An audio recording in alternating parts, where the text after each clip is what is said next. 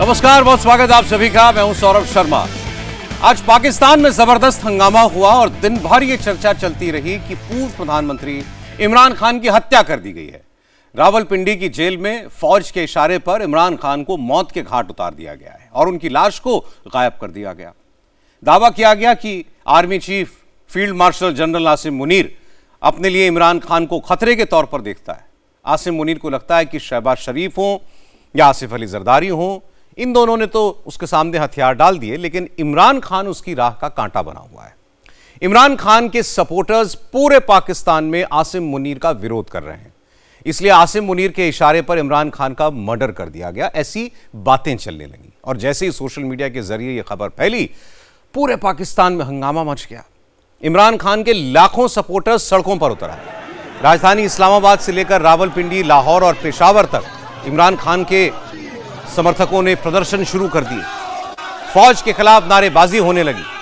रावलपिंडी में पाकिस्तानी फौज के हेडक्वार्टर से बस 6 किलोमीटर दूर अडियाला जेल के बाहर इमरान खान की बहनें, उनके खानदान के दूसरे मेंबर्स और हजारों समर्थक जमा हुए। जेल के बाहर भारी तादाद में फोर्स की तैनाती कर दी गई। पुलिस ने प्रदर्शनकारियों को रोकने की कोशिश की तो इमरान खान के समर्थक पुलिस और पैरामिलिट्री फोर्सेस से भिड़ गए। उन सब का एक ही सवाल है, कप्तान कहां है? इमरान खान कहां है? इमरान को सामने लाओ, इमरान खान को रिहा करो।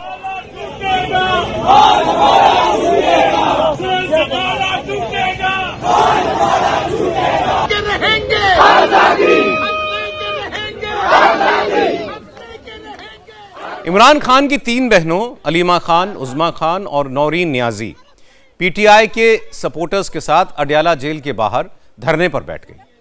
इमरान खान से तुरंत मिलने की मांग करने लगी। असम में प्रशासन की तरफ से पिछले कई हफ्तों से इमरान खान की ना तो कोई खबर दी गई, ना इमरान खान को किसी से मिलने दिया जा रहा है। उनकी बहनें कई बार मुलाकात के लिए जेल जा चुकी हैं, लेकिन मुलाकात नहीं कराई जाती। इसलिए जैसे ही यह खबर फैली कि इमरान खान को मार दिया गया है, तो उनके सपोर्टर्स में टेंशन बढ़ गई। इमरान खान की बहन अलीमा खान ने कहा कि आखिर ऐसा क्या है कि शहबाज शरीफ और आसिम मुनीर की यह हाइब्रिड हुकूमत किसी को भी इमरान खान से मिलने नहीं दे रही है। हुकूमत और फौज का जो रवैया है वो शक पैदा करता है।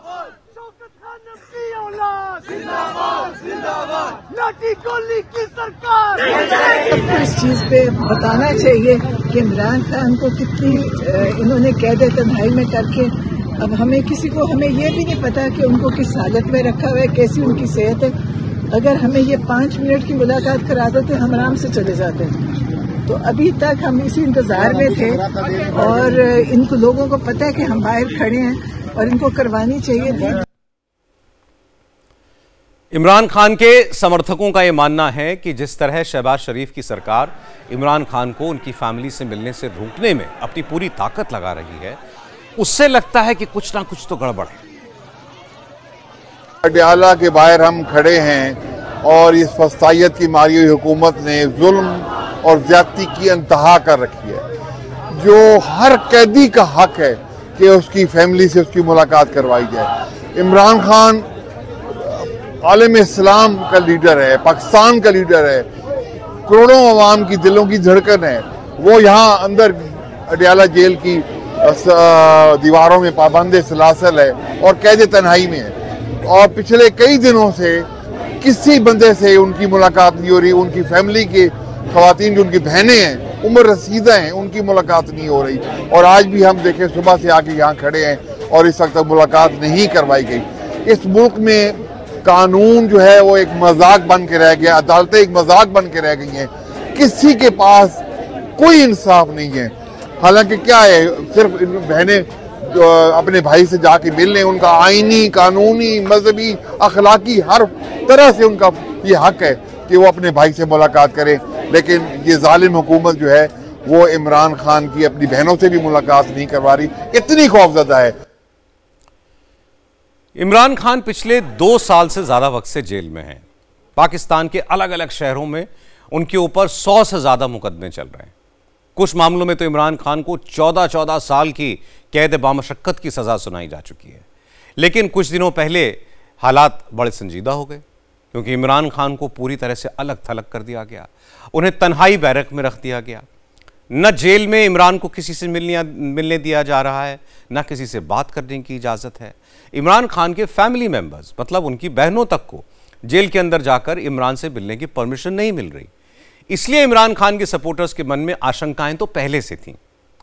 इसके बीच अफगानिस्तान के मीडिया और बलूचिस्तान के एक ट्विटर हैंडल ने यह दावा कर दिया कि जेल के अंदर इमरान खान को मार दिया गया है। आसिम मुनीर के हुक्म पर इमरान को मौत की नींद सुला दिया गया। जेल में इमरान खान की मौत की यह खबर जैसे जंगल में लगी आग की तरह पाकिस्तान के साथ साथ तमाम देशों में फैल गई। ब्रिटेन में बैठे पाकिस्तानी सेना के एक पूर्व जनरल आदिल राजा ने भी इमरान खान को लेकर चिंता जताई और उन्होंने पूछा कि आखिर इमरान खान कहां हैं, उन्हें किसी से क्यों मिलने नहीं दिया जा रहा। आप देखें कि ये इस तरह की रिपोर्ट्स जो है ये इंफॉर्मेशन ऑपरेशन हैंडल्स हैं, उनकी तरफ से चलाई गई कि reports are now surfacing inside the prison of Punjabi Pakistan that Imran Khan who was being held in custody has been killed by Asim Munir and ISI. जनाब इमरान खान को खुदा न खास्ता जो है वो कत्ल कर दिया गया है आसिम मुनीर की तरफ से। ये अफगानिस्तान के अंदर भी लगता है उनका नाम लेके इस्तेमाल किया जा रहा है, लेकिन ये भी इंफॉर्मेशन ऑपरेशन हैंडल के तौर के ऊपर ही ये बात की गई कि जनाब a credible source from Pakistan has confirmed that to Afghanistan Times that PTI chairman Imran Khan has been allegedly been mysteriously killed and his body has been moved out of the prison। मतलब उन्होंने कहा कि जनाब इनको किसी बावसूख जराए ने ये बात दी है अफगानिस्तान टाइम को कि पीटीआई के चेयरमैन इमरान खान को जो है वो मुबैना तौर के ऊपर पुरस्कार तरीके के ऊपर कत्ल कर दिया गया और उनकी लाश जो है वो प्रिजन से बाहर निकाली गई है। न सिर्फ ये हो रहा है, उसके अलावा साथ साथ ये आपने देखा कि DGISPR अहमद शरीफ चौधरी साहब जो है अपर बॉडी बिल्डर जो है, उसने भी उठ के एक नई कहानी चला दी और उसने कहा कि जी जनरल फैज हमीद को लेके जो बातचीत की जा रही है, उनकी सजा से मुतल्लिक बातचीत की जा रही है, उसके ऊपर बातचीत ना की जाए। ये जो हरकतें सारी की सारी हो रही हैं, ये कंफ्यूजन फैलाई जा रही है और बार बार जो सवाल सबसे ज्यादा उभर के आ रहा है इसमें तो कि जी क्या इमरान खान खैर-ओ-आफियत से। अफगानिस्तान के कई पश्तून नेता भी ये दावा कर रहे हैं कि इमरान की हत्या की खबर में सच्चाई है। अफगानिस्तान के लीडर्स ने कहा कि जिस तरह इमरान खान को लेकर सीक्रेसी बरती जा रही है, किसी को उनसे मिलने नहीं दिया जा रहा, उससे तो यही लग रहा है कि दाल में कुछ काला है। अफगानिस्तान के नेता निसार अहमद सरजाई ने कैमरे पर आकर कहा कि पाकिस्तान के आर्मी चीफ आसिम मुनीर ने इमरान खान को जेल में मरवा दिया क्योंकि इमरान खान देश का सबसे लोकप्रिय नेता है।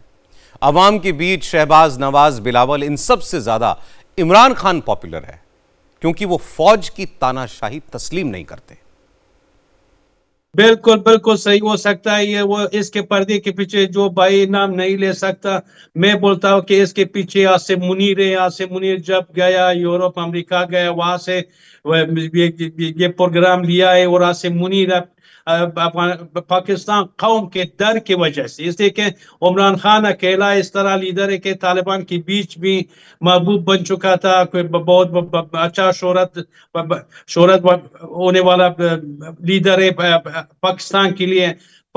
तालिबान रिलेशन भी इमरान खान के साथ अच्छा था, पश्तून कौम का के लिए महबूब लीडर बन चुका था और आसिम मुनीर डर गया था।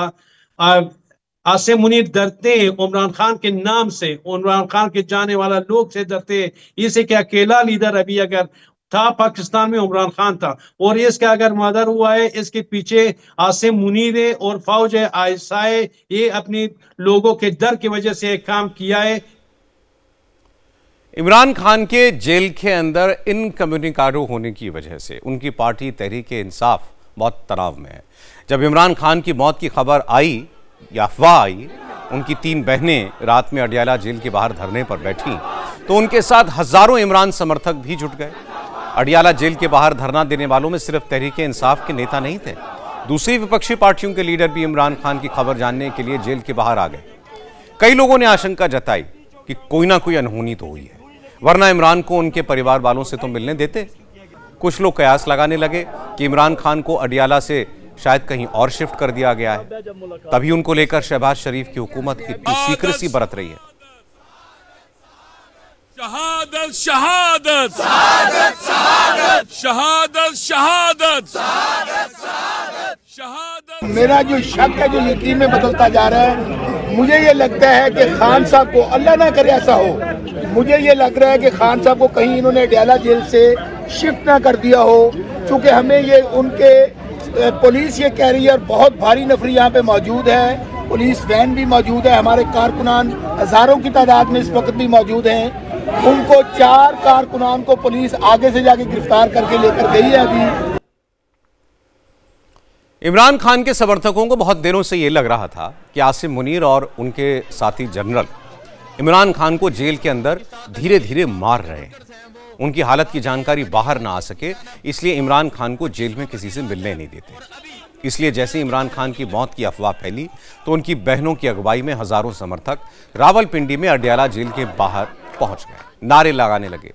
शहबाज हुकूमत ने भी फुर्ती दिखाई और इमरान खान की बहन अलीमा खान को गिरफ्तार कर लिया, जिसके बाद इमरान खान की पार्टी के एक बड़े नेता सलमान अकरम राजा, विपक्ष के दूसरे सांसद राजा नासिर अब्बास और कई और बड़े नेता भी धरने पर बैठ गए। राजा नासिर अब्बास ने कहा कि अब तो जुल्म की इंतहा हो गई है, अब पाकिस्तान में सियासी इनकलाब आने वाला है। खुदा भी हमें देख रहा है कि इस आजमाइश के वक्त में हम किस दिन सारे निकलेंगे, किस दिन निकलेंगे। और जब निकलेंगे 24-25 करोड़ आवाम कश्मीर से लेकर जीबी से लेकर केपीके से लेकर पंजाब से लेकर बलूचिस्तान से लेकर सिंध तक, हम जिस दिन निकलेंगे वल्लाह बखुदा वो दिन पाकिस्तान की हकीकी आजादी का दिन होगा। हम नहीं थकेंगे, हम नहीं थकेंगे, हम नहीं डरेंगे, हम नहीं झुकेंगे, हम निकलेंगे, हम निकल के रहेंगे और हम इन जालिमों का ताकुब करेंगे। हालांकि आज पाकिस्तान के पूर्व प्रधानमंत्री नवाज शरीफ ने इमरान खान पर जमकर हमला बोला। नवाज शरीफ ने कहा कि इमरान खान ने पाकिस्तान का बेड़ा गर्क कर दिया। इस गुनाह में वो फौजी अफसर भी शामिल हैं जिन्होंने इमरान खान को सत्ता में बैठाया था।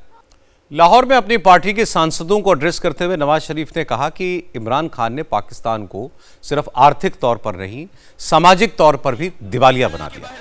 नवाज शरीफ ने कहा कि इमरान को गरीबों की बद्दुआ लगी है, अब उन्हें अपने कर्मों का फल मिल रहा है। पाकिस्तान में आज जो हालात हैं उसकी एक ही वजह है, पाकिस्तान की फौज। क्योंकि पाकिस्तान में किसकी सरकार बनेगी, किसकी गिरेगी, कौन जेल में जाएगा, कौन जेल से आकर वजीर आजम बन जाएगा, ये सब फौजी जनरल तय करते हैं। नवाज शरीफ को फौज ने हटाया, उन्हें जेल में डाला। इमरान खान को भी फौज की मदद से ही वजीर आजम बनाया गया, लेकिन डीजी ISPR की नियुक्ति को लेकर इमरान की फौज से अनबन हुई। इस मौके पर फायदा उठाकर नवाज शरीफ ने फौज से हाथ मिला लिया और इसका असर यह हुआ इमरान खान जेल में पहुंच गए और शहबाज शरीफ वजीर आजम बन गए। इसलिए पाकिस्तान में जो हो रहा है वो पाकिस्तान की जनता के लिए कोई नई बात नहीं है। अब बात दिल्ली धमाके की।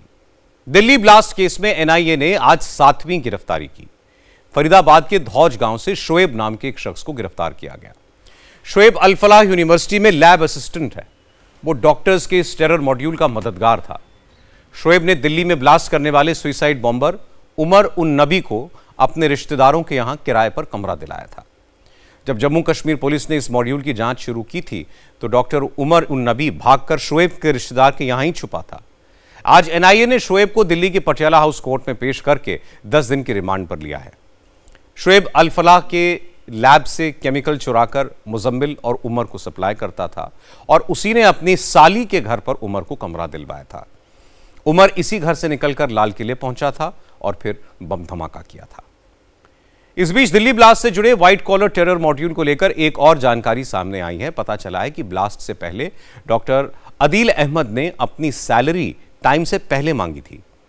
अदील की डिलीटेड व्हाट्सएप चैट को रिट्रीव करने पर पता चला है कि सितंबर महीने में अदील अहमद राथर ने अपने एम्प्लॉयर से सैलरी जल्द से जल्द देने की गुजारिश की थी और वो बार बार इसके लिए मैसेजेस भेज रहा था। अब NIA ये पता कर रही है कि क्या अदील अहमद ने इस पैसे का इस्तेमाल दिल्ली ब्लास्ट की तैयारी के लिए किया, क्योंकि जांच के मुताबिक दिल्ली ब्लास्ट में 28 लाख रुपए इस्तेमाल हुए थे। इनमें से 8 लाख अदील अहमद राथर ने ही दिए थे। दिल्ली ब्लास्ट की जांच में जो खुलासे हो रहे हैं वाकई हैरान करने वाले हैं और उम्मीद करें कि एनआईए जल्द से जल्द ये जांच पूरी करेगी और पूरा सच देश के सामने लाएगी और देश के दुश्मनों को सख्त से सख्त सजा दिलाएगी। अब बात एसआईआर की। वोटर लिस्ट के स्पेशल इंटेंसिव रिवीजन का मामला अब सुप्रीम कोर्ट पहुंच गया है। एसआईआर के खिलाफ केरल, पश्चिम बंगाल और तमिलनाडु सरकार की पिटीशंस पर आज सुप्रीम कोर्ट में सुनवाई हुई। सुप्रीम कोर्ट में चुनाव आयोग ने कहा कि कुछ राजनीतिक दल एसआईआर को लेकर गैर जरूरी डर फैला रहे हैं। इसके बाद चीफ जस्टिस सूर्यकांत और जस्टिस जयमाल्या बागची की बेंच ने चुनाव आयोग से केरल सरकार की पिटीशन पर 1 दिसंबर तक जवाब देने को कहा है। अदालत ने कहा कि चुनाव आयोग केरल और पश्चिम बंगाल में एसआईआर को लेकर अलग अलग स्टेटस रिपोर्ट भी दाखिल करे। इसके बाद 2 दिसंबर को सुप्रीम कोर्ट दोबारा सुनवाई करेगा। एक तरफ पश्चिम बंगाल सरकार एसआईआर के खिलाफ कोर्ट में लड़ रही है, दूसरी तरफ ममता बनर्जी चुनाव आयोग के खिलाफ सड़क पर उतर रही हैं। आज संविधान दिवस के मौके पर ममता बनर्जी बाबा साहेब अंबेडकर को श्रद्धांजलि देने गई और मोदी सरकार पर संविधान से खिलवाड़ करने का आरोप लगाया। ममता बनर्जी ने दावा किया कि एसआईआर के बहाने मोदी सरकार बंगाल में एनआरसी लागू करना चाहती है। उन्होंने कहा कि देश का लोकतंत्र दांव पर है, सेक्युलरिज्म खतरे में है, फेडरलिज्म को बुलडोज करने की कोशिश की जा रही है। ममता बनर्जी ने कहा कि चुनाव आयोग भी बीजेपी से मिल गया है। बीजेपी के कहने पर ही जल्दबाजी में एसआईआर करवाया जा रहा है और काम के दबाव में बीएलओ की मौत हो रही है। जब ममता बनर्जी से यह पूछा गया कि बिना पोस्टमार्टम रिपोर्ट आए वो इस नतीजे पर कैसे पहुंच गई कि ये बीएलओस की मौत काम की तनाव की वजह से हो रही है, तो इस पर ममता बनर्जी ने कहा कि मध्य प्रदेश, गुजरात और राजस्थान में बीजेपी की सरकार है, वहां भी बीएलओ की मौत हो रही है। इससे साफ है कि उनके ऊपर काम को लेकर दबाव बनाया जा रहा है। परिवार ने जो बता दिया, हमारे पास पूरा रिकॉर्ड है। एफआईआर जो हुआ है, हमारे पास पूरा रिकॉर्ड है। हर केस में हमारे पास पूरा रिकॉर्ड है। जो सुसाइड किया है, जो ट्रॉमा में मर गया है, जो बहुत सारे आदमी अभी भी सुसाइड कर रहा है। हम तो नहीं चाहते हैं ना। जिंदगी सबसे दामी होता है, कीमत होता है। हम क्यों कह रहे हैं कि गुजरात में जो बीएलओ मर गया उसके लिए कौन जिम्मेदारी है? राजस्थान में जो मर गया तो बीजेपी गवर्नमेंट है। मध्य प्रदेश में जो मर गया, क्या जरूरत था इतना जल्दी इसको ऐसा करना? अगर हर खुश बैठिया है तो बीजेपी क्या साधु है, संत है? सबको अधिकार छीन लेता है और बीजेपी को बोलता है जेल में डाल देगा। बीएलओ को बोलता है जेल में डाल देंगे, आपको नौकरी खा लेंगे। आपका नौकरी कितना दिन रहेगा? पहले आप बचाओ। लोकतंत्र रहेगा लेकिन आप लोग नहीं रहेगा। মানুষের ভোটাধিকার নিয়ে, নাগরিকত্ব নিয়ে স্বাধীনতার এত বছর পর কোশ্চেন তোলা হচ্ছে। আমাদের নতুন করে সবাইকে প্রমাণ দিতে হচ্ছে আমরা দেশের নাগরিক কিনা। এর পেছনে এনআরসি কাজ করছে। 28 नवंबर को तृणमूल कांग्रेस के 10 सांसद इस मुद्दे पर चुनाव आयोग से मिलेंगे, लेकिन इस मीटिंग से पहले एक और दिक्कत हो गई। चुनाव आयोग ने मीटिंग में 5 नेताओं को आने की परमिशन दी, लेकिन टीएमसी के नेता डेरेक ओब्रायन ने 10 सांसदों के नाम भेज दिए। अब इस पर विवाद होगा। इस बीच आज बीजेपी के एक डेलीगेशन ने भी इलेक्शन कमीशन से मुलाकात की।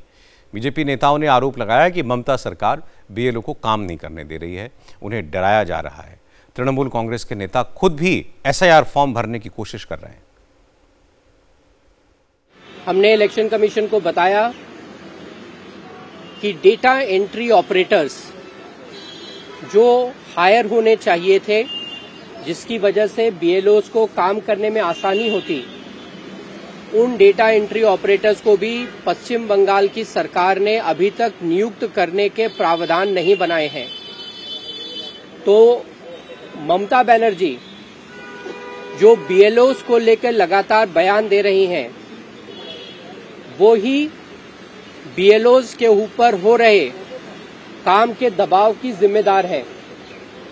उनकी गैर जिम्मेदाराना रवैये की वजह से ही डीओज नहीं नियुक्त हुए हैं, जिसकी वजह से बीएलओ पर काम का दबाव बढ़ रहा है और उनके कार्यकर्ता बीएलओ को डरा धमका रहे हैं, उनको घेर कर उनसे एन्यूमरेशन फॉर्म लेकर खुद भरने का प्रयास कर रहे हैं। बड़ी बात यह है कि ममता बनर्जी एसआईआर के काम में लगे बीएलओस पर काम का प्रेशर है, ये मुद्दा बना रही हैं। दूसरी तरफ चुनाव आयोग को एसआईआर में लगे कर्मचारियों और अधिकारियों की सुरक्षा को लेकर चिंता जाहिर की है। चुनाव आयोग ने पश्चिम कोलकाता के पुलिस कमिश्नर को चिट्ठी लिखकर पश्चिम बंगाल के चीफ इलेक्टोरल ऑफिसर के ऑफिस में सिक्योरिटी ब्रीच पर चिंता जताई। इलेक्शन कमीशन ने कोलकाता के पुलिस कमिश्नर से कहा है कि वो चुनावी ड्यूटी में लगे अफसर और स्टाफ की सेफ्टी और सिक्योरिटी को सुनिश्चित करने के लिए हर मुमकिन कदम उठाएं। अब खबर बिहार की। बिहार में नई सरकार के गठन के बाद अब सरकारी बंगलों को लेकर सियासत शुरू हो गई है। भवन निर्माण विभाग ने पूर्व मुख्यमंत्री राबड़ी देवी और तेज प्रताप यादव को सरकारी घर खाली करने का नोटिस दे दिया। लालू यादव और राबड़ी देवी पिछले 20 साल से मुख्यमंत्री आवास के ठीक सामने 10 सर्कुलर रोड पर रह रहे हैं। तेजस्वी यादव भी ज्यादातर वक्त इसी बंगले में रहते हैं। राबड़ी देवी को पहले यह बंगला पूर्व मुख्यमंत्री के तौर पर अलॉट हुआ था। इसके बाद विधान परिषद में नेता विपक्ष के तौर पर राबड़ी देवी को यह बंगला मिला, लेकिन अब विधान परिषद में विपक्ष के नेता के लिए दूसरा बंगला हार्डिंग रोड पर 39 नंबर का घर अलॉट कर दिया गया है। अब जो भी विधान परिषद में विपक्ष का नेता होगा वो इसी बंगले में रहेगा। इसलिए राबड़ी देवी को 10 सर्कुलर रोड को खाली करके हार्डिंग रोड के बंगले में शिफ्ट होने के लिए कहा गया। अब जाहिर है 10 सर्कुलर रोड 20 साल से आरजेडी की सियासत का केंद्र रहा।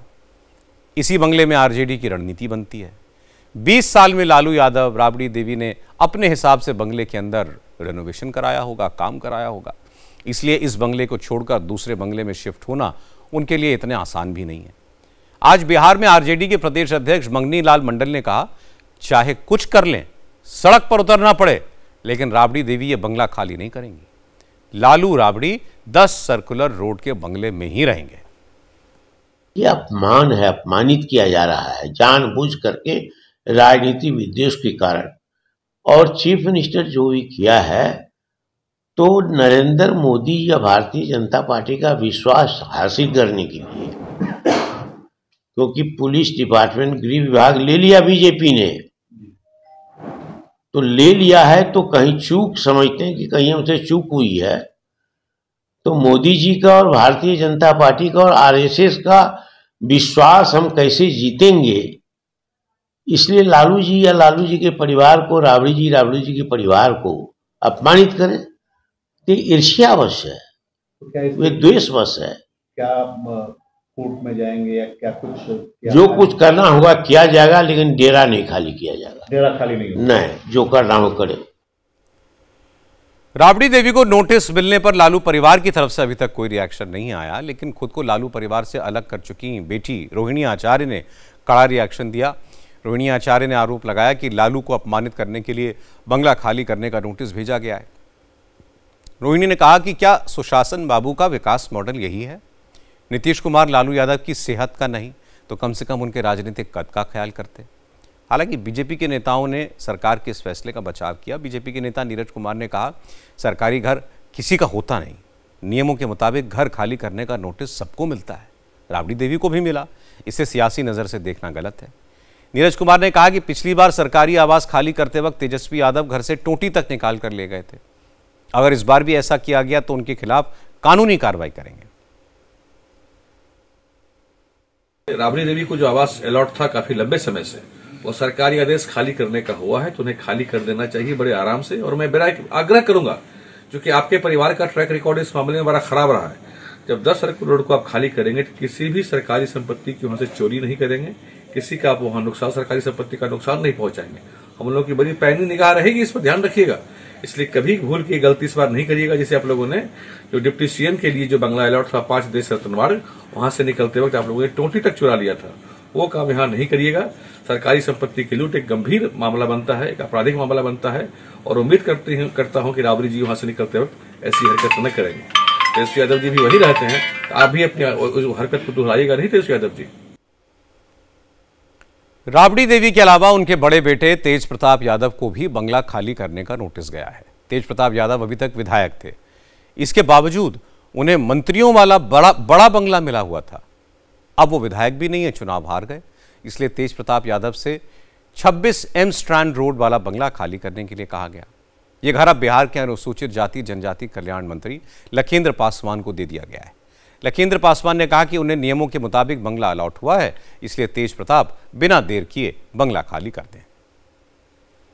बंगला आवंटित होना तो वैधानिक प्रक्रिया है। जो सदन के मेंबर होते हैं उन्हें सरकार विभाग बंगला आवंटित करती है। तो कल तक तेज प्रताप जी जिस बंगले के सदन के मेंबर थे तो बंगला आवंटित उनको था, आज वो नहीं है तो हमें जानकारी मिली है वो बंगला हमें आवंटित किया गया है। हम नहीं रहेंगे तो किसी दूसरे के किया जाएगा, ये तो प्रक्रिया है। लेकिन जो इसमें राजनीति की बात जो लोग बोल रहे हैं, ये किसी के दबाव में आकर, ये तेजस्वी यादव जी हों या जो बोले, लेकिन जो बोल रहे हैं दबाव में आकर, उनको थोड़ा सा सोचना चाहिए। ये राजतंत्र नहीं है, ये उनकी पार्टी नहीं है।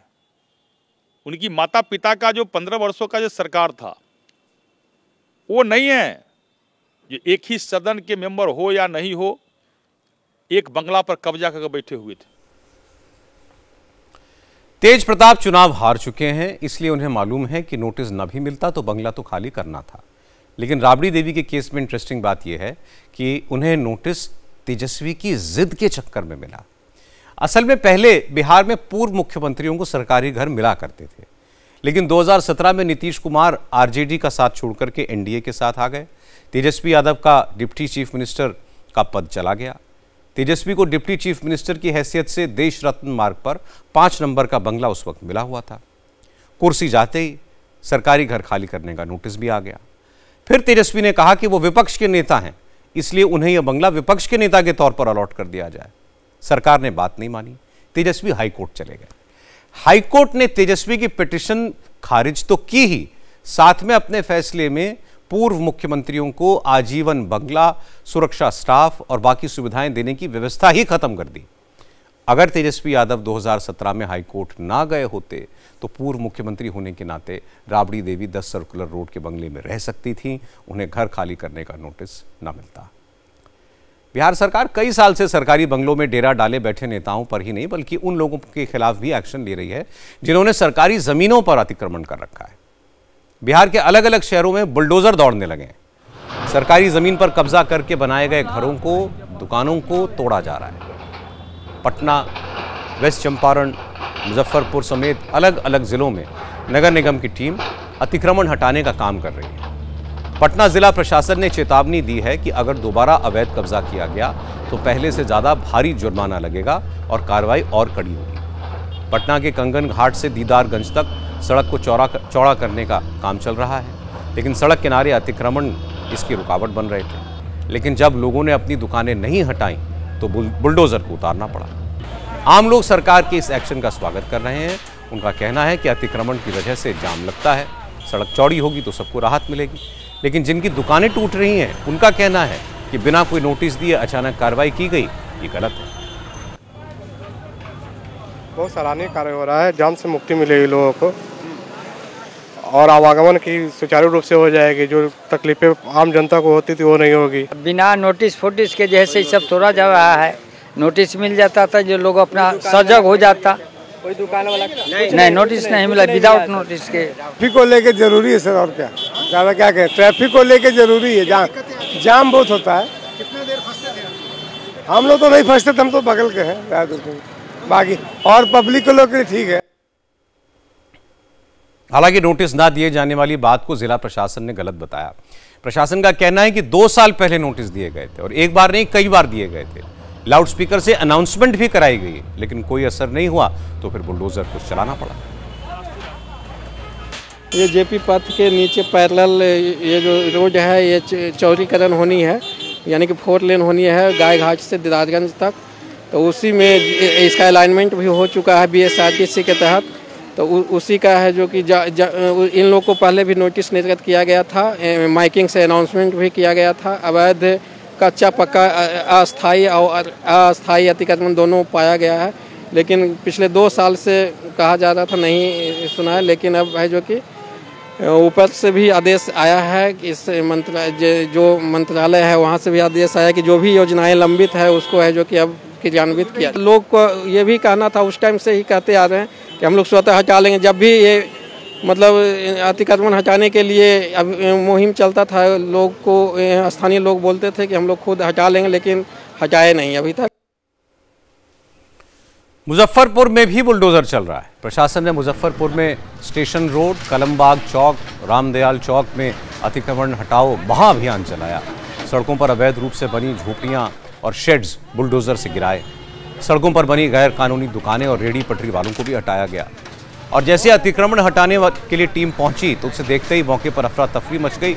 लोग अपना अपना सामान समेटकर भागते नजर आए।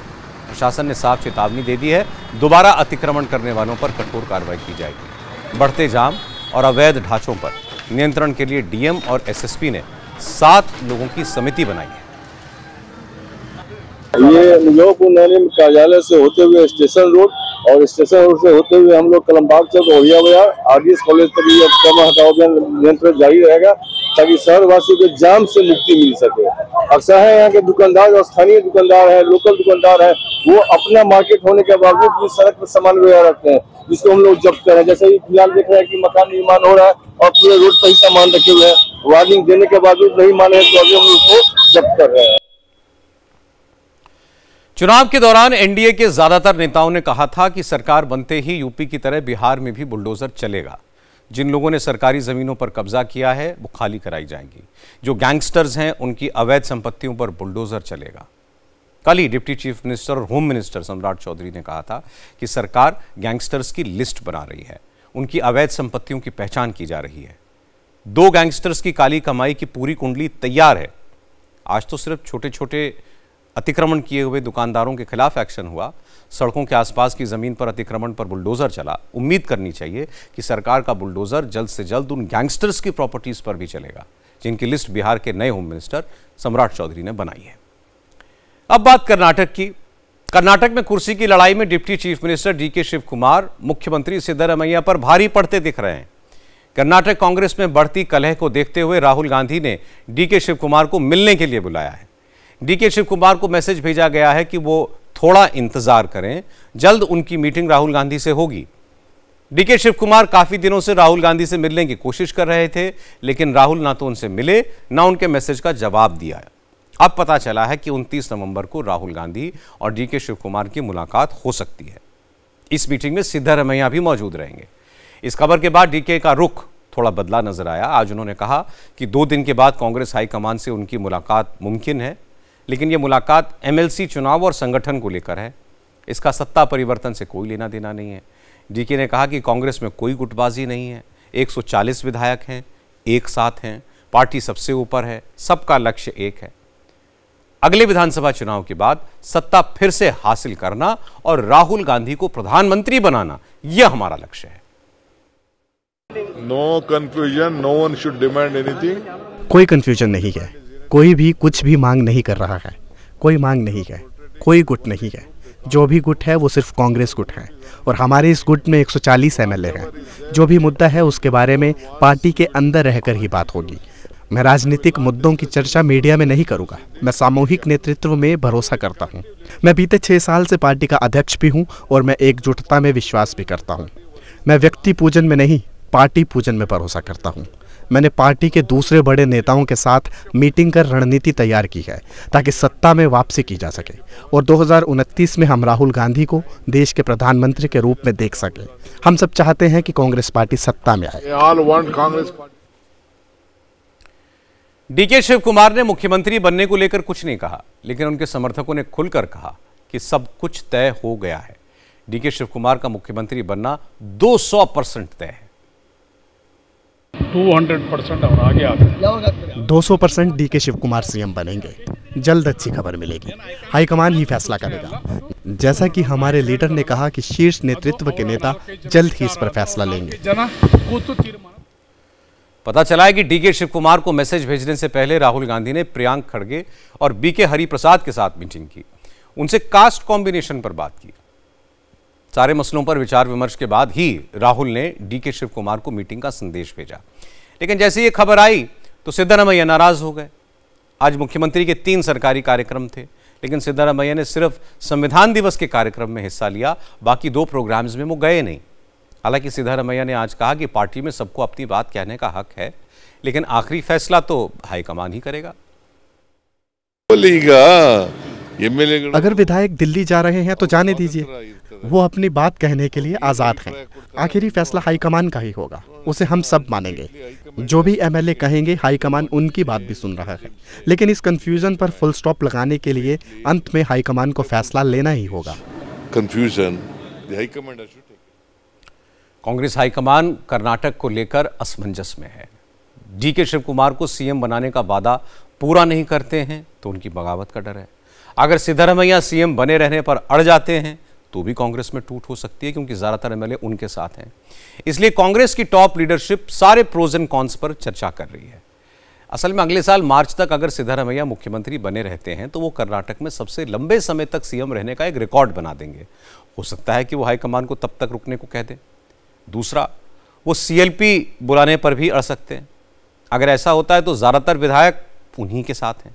दोनों ही स्थितियों में कांग्रेस हाईकमान की मुसीबत बढ़ेगी। इसलिए जी परमेश्वर, कांग्रेस के कुछ नेता उनको मुख्यमंत्री बनाने की दावेदारी कर रहे हैं। आज जी परमेश्वर ने कहा कि मल्लिकार्जुन खड़गे को हर बात की खबर है। उन्होंने 50 साल यहां राजनीति की है।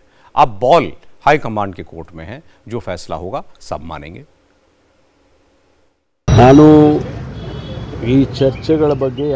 इन चर्चाओं के बारे में अभी मैं कोई प्रतिक्रिया नहीं देना चाहता। हाईकमान सभी पहलुओं पर नजर बनाए हुए है। मल्लिकार्जुन खड़गे कांग्रेस अध्यक्ष हैं। उन्हें इस राज्य में हो रहे घटनाक्रम की जानकारी है। उन्होंने यहाँ 50 सालों तक राजनीति की है। वो हमारे बीच के ही है। इसलिए हमारे मन में क्या है, इस बात की पूरी खबर उनके पास है। कुछ विधायक अगर खड़गे को सीएम बनाने का मत रखते हैं तो ये उनकी राय है। अगर हाईकमान ऐसा कोई फैसला करता है तो हमें उसे मानना पड़ेगा। हाईकमांड ಅದನ್ನು ತೀರ್ಮಾನ ಮಾಡಿದ್ರೆ। लेकिन कर्नाटक की पॉलिटिकल क्राइसिस पर कुछ भी बोलने से कांग्रेस के अध्यक्ष मल्लिकार्जुन खड़गे बच रहे हैं। उन्होंने कहा कि कर्नाटक में मर्ज तो है लेकिन अभी उसकी मेडिसिन नहीं मिली है। खड़गे ने कहा कि राहुल, सोनिया और वो तीनों मिलकर कर्नाटक की समस्या का रास्ता निकालेंगे और जल्द सब कुछ ठीक हो जाएगा। वहां की सरकार क्या कर रहे हैं वहां के लोग बोल सकते हैं, लेकिन मेरा कहना यह है कि ऐसे समस्याओं को हम सुलझाएंगे। हम हाईकमांड के लोग, मैं हूं, हमारे राहुल जी हैं, हमारे नेता, श्रेष्ठ नेता सोनिया गांधी जी है। हम बैठ के सोच के उसको कुछ किस ढंग से क्या कर रहे हैं, कैसा चल रहा है, उसको क्या करना है, जो मेडिसिन देना है वो सब देंगे उसके तहत। अब ये बात तो किसी से छुपी हुई नहीं है कि कर्नाटक में कांग्रेस की जीत के पीछे डीके शिव कुमार की मेहनत थी। लेकिन राहुल गांधी ने सिद्धरामैया को चीफ मिनिस्टर बनाने का फैसला कर दिया। डीके को 2.5 साल बाद चीफ मिनिस्टर बनाने का वादा भी किया गया था। अब डीके शिव कुमार वो वादा बस याद दिला रहे हैं। लेकिन एक बार कुर्सी पर बैठने के बाद भला कौन कुर्सी छोड़ता है? कर्नाटक में यही हो रहा है। सिद्धरामैया को हटाना कांग्रेस हाईकमान के लिए आसान नहीं है। सिद्धरामैया की कर्नाटक में मास अपील है। वो कर्नाटक कांग्रेस का ओबीसी चेहरा माने जाते हैं। पिछड़े, दलित, अल्पसंख्यक, इन सब पर उनकी अच्छी पकड़ है। उनको हटाकर अगड़ी जाति, वो कलिंगा समाज के नेता डीके शिव कुमार को मुख्यमंत्री बनाने से अगले इलेक्शन में विधानसभा और लोकसभा चुनाव दोनों में गलत मैसेज जा सकता है। पिछड़ा और दलित वोट खिसक सकता है। इसलिए राहुल गांधी इस मामले को फिलहाल बस टाल रहे हैं। लेकिन डीके शिव कुमार अब अड़ गए हैं और राहुल को अब कोई ना कोई फैसला करना ही पड़ेगा। अब बात मध्य प्रदेश की। मध्य प्रदेश के रायसेन का एक मासूम बच्ची के साथ रेप करने वाले हैवान की गिरफ्तारी की मांग को लेकर जबरदस्त तनाव है। असल में 21 नवंबर की शाम 6 साल की बच्ची के साथ सलमान नाम के शख्स ने रेप किया। 5 दिन बाद भी पुलिस आरोपी को गिरफ्तार नहीं कर पाई।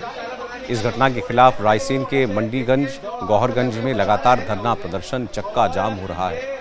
आज हिंदू संगठनों ने गौहरगंज के स्कूल ग्राउंड पर एक प्रोटेस्ट रखा था। प्रदर्शन खत्म होने के बाद जब लोग अपने घरों को लौट रहे थे तो किसी ने अफवाह फैला दी कि आरोपी सलमान पास की मुस्लिम बस्ती में छिपा हुआ है। इसके बाद कुछ नौजवानों का झुंड मुस्लिम बस्ती की तरफ बढ़ गया। वहां पर पथराव होने की भी खबर है, क्योंकि प्रशासन को पहले से ही ऐसी किसी बात का अंदेशा था। फोर्स वहां पहले से मौजूद थी। इसलिए हालात बिगड़ता देखकर पुलिस तुरंत एक्शन में आ गई। भीड़ को रोकने की कोशिश की गई तो उन्होंने पुलिस पर भी पथराव कर दिया। इसके बाद पुलिस ने आंसू गैस के गोले छोड़े, हल्का लाठीचार्ज किया और नाराज लोगों को तितर-बितर किया। हालांकि रायसेन के गौहरगंज में अब भी कर्फ्यू जैसे हालात हैं। डीआईजी प्रशांत खरे ने कहा कि मौके पर 6 जिलों की पुलिस और क्विक रिस्पांस टीम की तैनाती कर दी गई है। हालात अब कंट्रोल में हैं। हिंसा की कोशिश करने वाले किसी भी आरोपी को बख्शा नहीं जाएगा। देखिए, जब ज्ञापन हो गया था उसके बाद भीड़ बहुत सारी थाने पे इकट्ठी हो गई थी और उसके बाद कुछ भीड़ जो है वो कस्बे के तरफ चली गई थी। जिसको बहुत जल्दी हम लोगों ने, जैसी सूचना आई थी, उधर पॉइंट्स थे, हमारे पेट्रोलिंग पार्टियां भी थी, सबने पर्याप्त बहुत मेहनत करके और सब पूरा वैकेट कर दिया है एरिया, सबको हटा दिया है। जो भी लीगल एक्शन होगा वो होगा। अभी भी पेट्रोलिंग हो रही है, पूरी स्थिति हमारी पूरी कंट्रोल में है, कहीं कोई अब समस्या नहीं है। अभी सब स्थिति अच्छी हो जाएगी और लीगल एक्शन होगा इसमें जो भी है। छोटी सी बच्ची के साथ हैवानियत करने वाले सलमान को पुलिस 5 दिन के बाद भी नहीं पकड़ पाई। लोग इस बात से नाराज हैं। रायसेन के गौहरगंज, अब्दुल्लागंज, मंडीदीप और आसपास के गांव में लोग सोमवार से सड़कों पर हैं। सोमवार को घटना हुई और इसके विरोध में लोगों ने हाईवे को जाम कर दिया। कल सकल हिंदू समाज नाम के संगठन ने रायसेन बंद का कॉल दिया था। लोगों से स्कूल ग्राउंड पर पहुंचकर प्रोटेस्ट में शामिल होने की अपील की गई थी। आज इस कॉल का असर दिखा। रायसेन में कारोबारियों ने दुकानें बंद रखी। गौहरगंज और अब्दुल्लागंज के स्कूल कॉलेज भी बंद रहे। सुबह से ही आसपास के इलाकों से लोग स्कूल ग्राउंड में जमा होने लगे। इस प्रदर्शन में बच्चे, बुजुर्ग, महिलाएं सब बड़ी तादाद में शामिल हुए। भीड़ में शामिल लोगों का गुस्सा साफ दिख रहा था। खास तौर पर महिलाएं सलमान को पकड़ दें और उसे सरेआम मौत की सजा देने की मांग कर रही थी। प्रदर्शन में शामिल महिलाओं ने कहा कि सलमान को ऐसी सजा मिलनी चाहिए कि कोई दरिंदा फिर कभी किसी बच्ची के साथ ऐसी हैवानियत करने की कोशिश ना करे।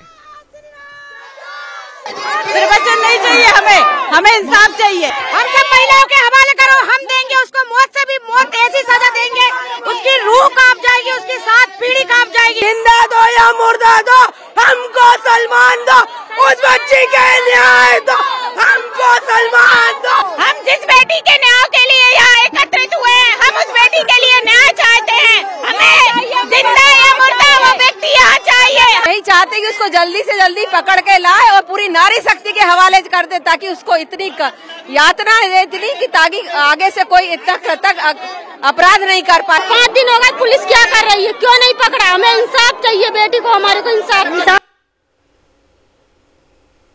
लोगों के बढ़ते हुए आक्रोश को देखते हुए मुख्यमंत्री मोहन यादव ने पुलिस हेडक्वार्टर में chief secretary, DGP, EDG intelligence और भोपाल के पुलिस कमिश्नर के साथ इमरजेंसी मीटिंग की। मुख्यमंत्री ने सलमान की गिरफ्तारी न होने पर पुलिस अफसरों को फटकारा। रायसेन के एसपी को हेडक्वार्टर से अटैच करने का आदेश दिया और इसके बाद आज पुलिस जबरदस्त तेजी में नजर आई। घटना के बाद पुलिस ने सलमान पर 10,000 रुपए का इनाम रखा था, उसे बढ़ाकर पहले 20,000 किया गया और अब 30,000 रुपए कर दिया गया। पूरे इलाके में उसकी तस्वीर वाले पोस्टर चिपका दिए गए हैं, लेकिन पुलिस को अब तक उसका कोई सुराग नहीं मिला। सलमान की तलाश में 6 जिलों में 300 पुलिस वाले लगाए गए हैं। पुलिस की 20 टीमें उसे हर जगह तलाश कर रही हैं, जहां भी वो छुपा हो सकता है। ड्रोन्स के जरिए मोहल्लों पर नजर रखी जा रही है। गली मोहल्लों के सीसीटीवी खंगाले जा रहे हैं। पुलिस को शक है कि सलमान जंगल में भी जाकर छिप गया हो सकता है। ये जंगल 34 मील का है, इसलिए अब इसकी भी कॉम्बिंग की जा रही है। जंगल के आसपास के ढाबों और रेस्टोरेंट्स को भी अलर्ट कर दिया गया है, वहां भी पोस्टर लगा दिए गए हैं। रेप का आरोपी सलमान पुराना हिस्ट्री शीटर है। इसके खिलाफ चोरी और चाकूबाजी के 2 केस दर्ज हैं। सलमान उसी गांव पंजारा में एक क्रशर में चौकीदार का काम करता था, जहां इस बच्ची का घर था। वो बच्ची के घर के सामने से ही होकर गुजरता था। किराए की दुकान से सामान लेता था, किराने की दुकान से, और आते जाते बच्चों को टॉफी देता था, ताकि इसलिए बच्ची उसे पहचानती थी। 21 नवंबर की शाम को यह बच्ची पड़ोस के घर में कुछ सामान देने के लिए गई। आरोपी सलमान ने उसे फुसलाया, टॉफी का लालच दिया। बच्ची टॉफी देखकर उसके पास आ गई और तभी उसने उसका मुंह दबाकर उसे जंगल में ले गया। जब बच्ची वापस नहीं लौटी तो गांव के लोगों ने उसकी तलाश की और बहुत देर के बाद रोती हुई बच्ची गांव में वापस आई। उसने अपनी बात बताई तो लोगों ने सलमान की तलाश शुरू की, लेकिन वो किसी को नहीं मिला। वो दुकान पे जाता था सामान लेने, तो यहाँ से निकल के जा रहा है, तो बच्ची उधर टमाटर देने गई थी पड़ोसियों को, तो पड़ोसियों से लौट के आ रही थी। ये जामन करने से वो कहाँ कोई धनुष सुबह पा दे कि बच्ची को मुंह दबा के ले गया। जहाँ अनवर मियाँ की क्रेसर है वहाँ पे चौकीदारी करता था। वो यहीं रहता था? नहीं, जहाँ नहीं रहता था वहीं रहता था। तो बच्ची को कैसे जानते? बच्ची अब जहाँ से निकलता तो पहचान ही लेते हैं अपन लोग कि जो अपनी गली से निकल रहा है, इंसान तो पहचानते ही हैं अपन। रायसेन के लोगों की नाराजगी जायज है। 6 साल की छोटी सी बच्ची, और ऐसी हैवानगी, ऐसी दरिंदगी करने वाले को अगर 5 दिन बाद भी पुलिस ना पकड़ पाए तो ये तो पुलिस की नाकामी है। उम्मीद करनी चाहिए चीफ मिनिस्टर की फटकार का असर होगा। ये आरोपी हैवान जल्लाद सलमान जल्द से जल्द पकड़ा जाएगा और इसे सजा भी मिलेगी। हरियाणा के रोहतक से एक बहुत दर्दनाक खबर आई। लाखन माजरा गांव में खेल विभाग की लापरवाही की वजह से एक 16 साल के इंटरनेशनल बास्केटबॉल प्लेयर की मौत हो गई। हार्दिक राठी रोज की तरह गांव में बने बास्केटबॉल कोर्ट में प्रैक्टिस कर रहा था। वार्म अप के लिए जैसे ही वो पोल पर लटका तभी बास्केटबॉल का 750 किलो भारी पोल सीधा उसके ऊपर आकर गिर गया। हार्दिक की ऑन द स्पॉट डेथ हो गई।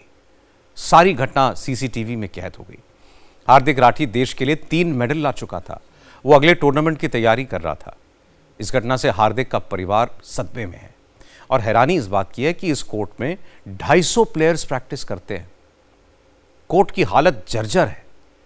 3 बार खेल विभाग से इसकी शिकायत भी की गई थी, लेकिन इसकी किसी ने मरम्मत नहीं कराई। हार्दिक के पिता ने कहा कि सांसद दीपेंद्र हुड्डा ने एमपी लैड फंड से कोर्ट के रिपेयर का पैसा सैंक्शन कर दिया था, लेकिन वो फाइलों में फंसा रह गया और उनके होनहार बेटे की जान इस लापरवाही की वजह से चली गई। एडमिनिस्ट्रेशन की लापरवाही के कारण हुआ, क्योंकि इसकी ग्रांट आई हुई थी 4 साल से बता रहे हैं, और उसको मेंटेन अभी तक नहीं किया गया। फाइलों में दब के रह गया। और बच्चे की एक 17 साल का बच्चा, नेशनल इंटरनेशनल फेम का बच्चा इस तरह से चला जाता है तो दर्द तो बहुत आता है, लेकिन जी रहे हैं, जीने का कोई वो नहीं है, हमारा दिल नहीं करता।